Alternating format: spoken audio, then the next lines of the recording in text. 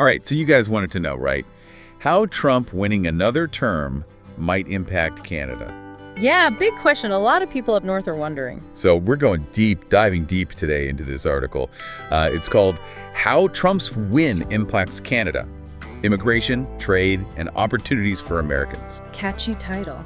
It is, and it's really interesting because it's focused on like the opportunities for Americans, people thinking about maybe heading north. Makes sense. I mean, big changes down south, people looking for options. Exactly. It's like getting a little insider perspective. Right. Like, what are those Canadians thinking? And we're going to cover it all. Immigration, obviously, trade, the environment, even like potential social shifts. Big stuff. It is. So let's jump right in.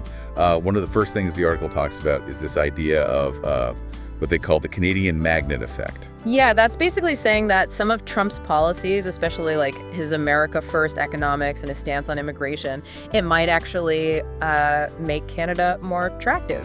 Right, like tighter immigration controls here. Some people might be looking for something different. For sure, a more open environment maybe. And the article, it doesn't just stop at the why. It goes into the how, talking about specific immigration pathways that are pretty appealing. Like a roadmap. Exactly. One that really stood out to me was the express entry system. Can you explain that a little? Yeah, so express entry, it's for skilled workers, people who want to move to Canada kind of quickly. It's points-based.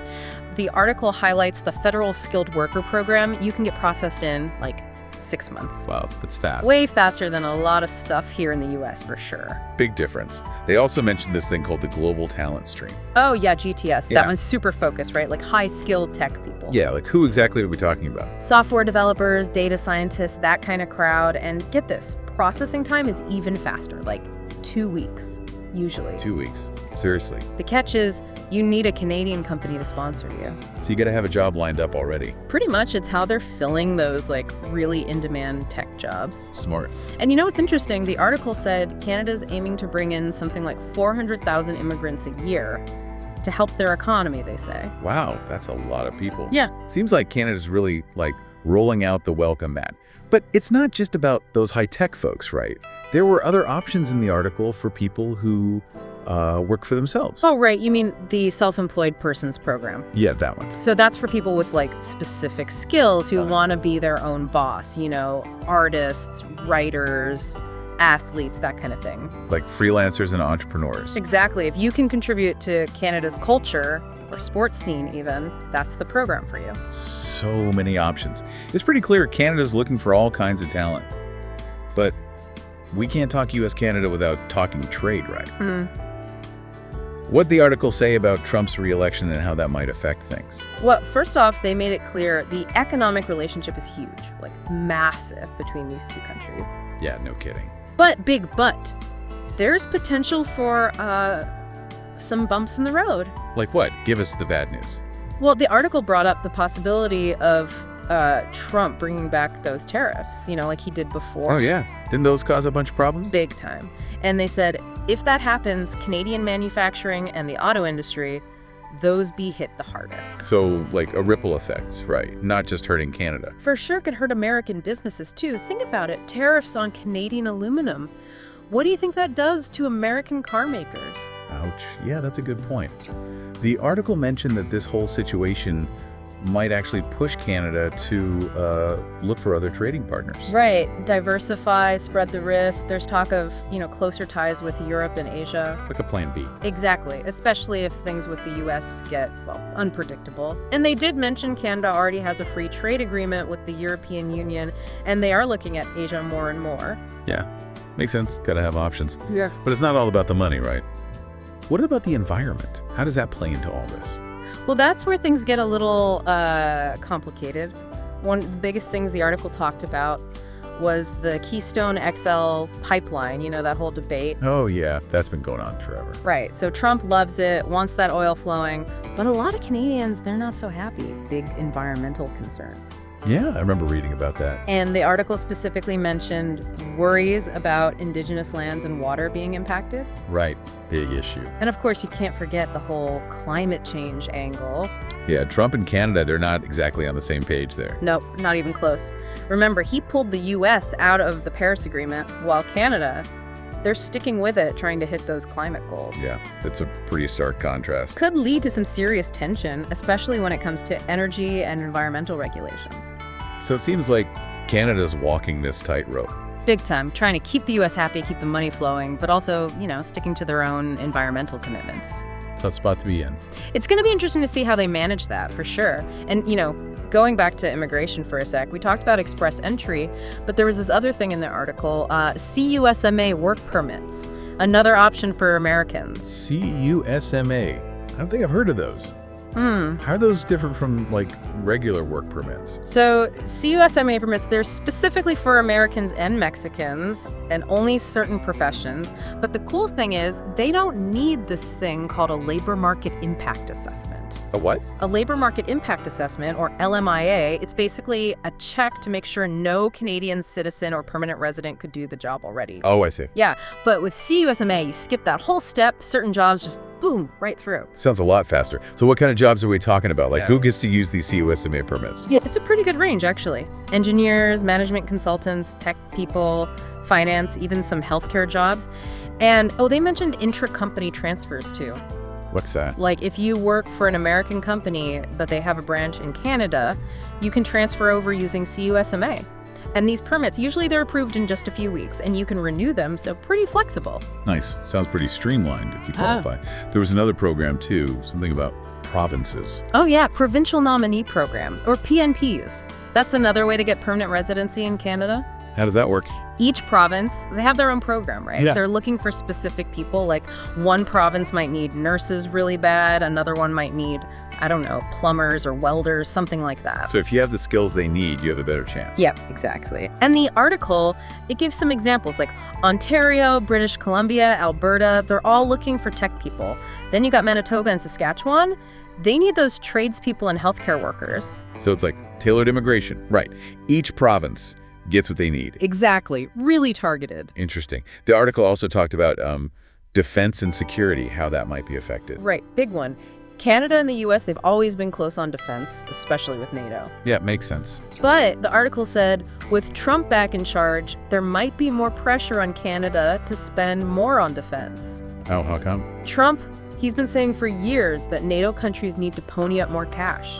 Pay their fair share, he says. Yeah, I've heard him say that. So Canada, they got to balance, right? Keep their own budget in check, but also keep up with NATO commitments. Not easy. For sure. And what about, NORAD? Does that get affected too? Yeah, NORAD, that's the North American Aerospace Defense Command. They're the ones watching the skies, basically, for both countries. Important job. Absolutely. So if Trump's foreign policy changes, who knows, could affect how NORAD works. Lots of unknowns there. Yeah, a lot of what-ifs. The article also mentioned the Arctic, something about sovereignty. Oh, the Arctic. That's a whole other can of worms. That area is getting more important strategically for both countries. Resources, shipping lanes, all that. Right. Exactly. So the article talked about how there could be, more cooperation, but also maybe more competition between Canada and the U.S. up there. Like who gets to control what? Yeah, lots of potential for tension up north. Got it. So lots of big picture stuff.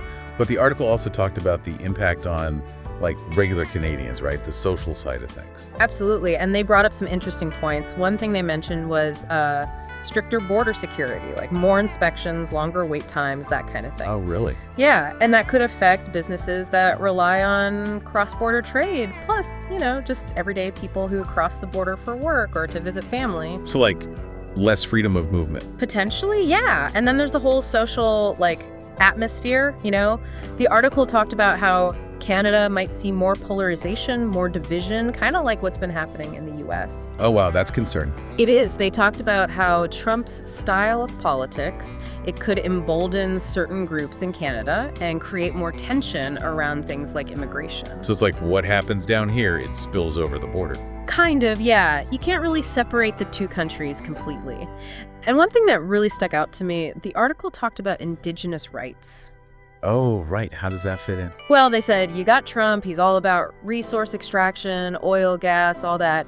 But Canada has been trying to do more consultation with Indigenous communities, respect their rights more. Which are often overlooked. Exactly. So you could see some clashes there between Trump's agenda and Canada's commitments.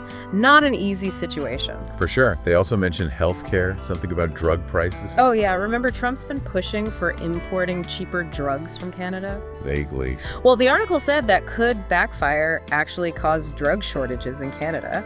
So, trying to help Americans, he might end up hurting Canadians. Ironic, huh? Yeah, sometimes those simple solutions, they aren't so simple. I'm kind of overwhelmed, honestly. We've talked about so much, and it seems like Trump's re-election, it could have such a huge impact on Canada, like a ripple effect in so many areas. I know what you mean. Lots of uncertainty, that's for sure. But one thing the article emphasized was Canada's history of resilience, their ability to adapt. What do you mean, like specific examples? Well, they've always been good at diversifying their economy, finding different trading partners, not putting all their eggs in one basket, And they've got a strong social safety net. They're big on multiculturalism. All that could help if things get, a little rocky. Right. So they've got some built-in protection, maybe against some of these potential problems. Yeah, that's a good way to put it. But of course, nobody can predict the future. All we can do is look at what might happen, the good and the bad, and try to be prepared. Makes sense. So big picture, what are the key takeaways here? What should people listening remember about all this? Well, I think the main thing is Trump being reelected. It's a mixed bag for Canada. There are definitely opportunities, like attracting talented people, maybe some investment, but there are also risks, like economic problems, conflicts over the environment, even social divisions. It's going to be a real balancing act for Canada. Yeah, a lot depends on how they react to all of these changes coming from the U.S. Absolutely. They'll need to be smart, strategic, figure out what's really important for Canadians for their future, and focus on that. Makes sense. Anything else from the article that really stuck with you? They talked about how public opinion in Canada might shift, and it made me think, could they end up as divided as we are down here? Yeah, that'd be a shame. It would. And it reminds you, all this stuff, it's not just about politics and money. It's about values, about the kind of society people want to live in. It's about real people's lives, ultimately. Exactly. Yeah. And, the article, it doesn't give you all the answers. It's more about asking the tough questions, the ones Canadians are going to have to figure out in the next few years. Which, honestly, sometimes asking the right questions is more important than thinking you have all the answers. Couldn't agree more. So, for those listening who want to, dig deeper into this whole thing, what would you tell them? Where should they go from here? Don't just read the headlines, Go deeper, find different perspectives, talk to people who disagree with you, and really think about the long-term consequences of all these decisions. This is complex stuff. There are no easy answers. Well said. I think that's a great place to leave it.